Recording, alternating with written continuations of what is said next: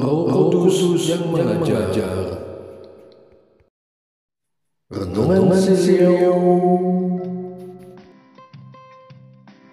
Renungan terinspirasi dari Injil Yohanes bab 14 ayat 21 sampai dengan 26. Siapa yang memegang perintah-perintahku dan melakukannya, dialah yang mengasihi aku. Siapa yang mengasihi aku, ia akan dikasihi oleh Bapa, dan aku pun akan mengasihi dia dan akan menyatakan diriku kepadanya. Yudas yang bukan Iskariot berkata kepadanya, Tuhan, apakah sebabnya Engkau hendak menyatakan dirimu kepada kami dan bukan kepada dunia? Jawab Yesus, jika seseorang mengasihi aku, ia akan menuruti firman-Ku, dan Bapa-Ku akan mengasihi dia, dan kami akan datang kepadanya dan tinggal bersama-sama dengan dia. Siapa saja yang tidak mengasihi aku, ia tidak menuruti firman-Ku. Firman yang kamu dengar itu bukanlah dari aku, melainkan dari Bapa yang mengutus aku. Semuanya itu kukatakan kepadamu selagi aku berada bersama kamu. Namun penolong, yaitu Roh Kudus, yang akan diutus oleh Bapa dalam namaku, dialah yang akan mengajarkan segala sesuatu kepadamu dan mengingatkan kamu akan semua yang telah kukatakan kepadamu. Demikianlah sabda Tuhan. Terpujilah Kristus. Namun penolong, yaitu Roh Kudus, yang akan diutus oleh Bapa dalam namaku, dialah yang akan mengajarkan segala sesuatu kepadamu dan mengingatkan kamu akan semua yang telah kukatakan kepadamu. Roh Kudus yang mengajar. Ketika di sekolah, aku bukan murid yang membutuhkan guru pembimbing. Aku bisa belajar sendiri, mencapai ranking yang baik.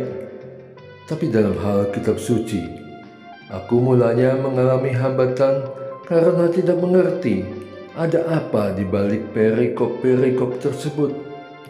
Aku berusaha mencari pesan sabdanya. Sebab dari situlah aku mendapatkan pemahaman dan pengenalan yang benar akan Allah yang Maha Kasih.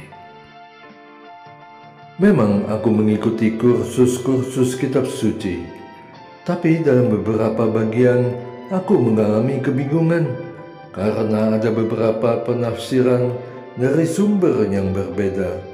Mana yang benar? Sehingga pada akhirnya aku bertanya kepada Sang Guru Yesus, dan Ia mengutus Roh Allah untuk menolongku mencari benang merah dan menggunakannya untuk menjadi sandaran imanku.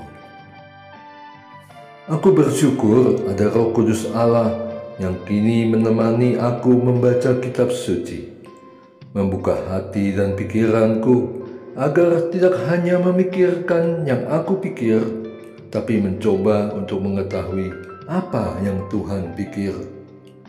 Baca di Markus bab 8 ayat 33b. Nyahlah iblis, sebab engkau bukan memikirkan apa yang dipikirkan Allah, melainkan apa yang dipikirkan manusia. Memang tidak mudah untuk mencapai kondisi berahmat pengajaran Roh Kudus. Namun, aku perlu mengusahakannya dengan tekun dan mengandalkan penyerahan diri kepada Yesus andalanku, agar aku dapat melawan setiap hembusan godaan yang membuyarkan meditasiku. Perbedaan yang tipis seperti yang mana yang baik dan yang mana yang benar perlu aku renungkan bersama Roh Kudus, dan tatkala Ia sudah menolong, mengajariku, membimbing, menghiburku, maka aku harus taat pada masukannya sebagai suatu kebenaran ilahi. Roh Kudus pula yang menjadi saksi dan menjabarkan kasih Bapa yang begitu mulia, yang sejak inkarnasi hingga kenaikan Yesus ke surga. Dan aku yang karenanya dapat merasa sukacita dan penuh syukur, sudah sepatutnya lah mengikuti jejaknya, menjadi saksi dan pelaku firman yang telah Roh Kudus ajarkan dan ingatkan. Doa. Allah Bapa di surga, aku bersyukur karena Engkau telah mengutus Roh Kudus-Mu melalui Yesus Putramu. Berikanlah aku kepekaan lebih untuk dapat mendengarkan dan mengerti apa yang Roh-Mu ajarkan untuk aku lakukan. Dan bantu mampukanlah aku untuk melakukan sesuai rencana mulia yang telah Engkau rancangkan bagiku. Dengan pengantaran Yesus Kristus, Tuhan dan Juru Selamatku. Amin. Et Maiorem Dei Gloria.